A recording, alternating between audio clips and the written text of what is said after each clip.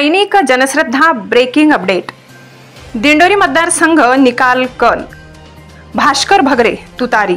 सलग 7व्या फेरीतही पुन्हा एकदा मोठ्या आघाडीवर 15,000वर मतांची आघाडी।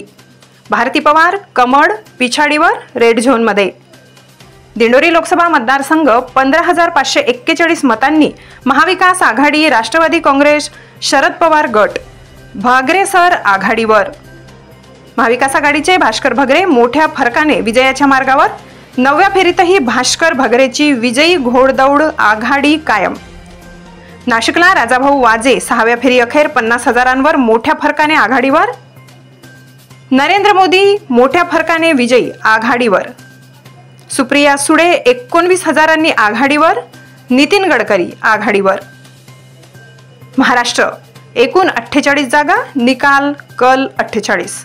भाजपा शिंदे सेना अजित पवार 22, उद्धव सेना शरद पवार काँग्रेस 25, इतर 1। संसदेतील एकूण जागा 543, कल निकाल 543।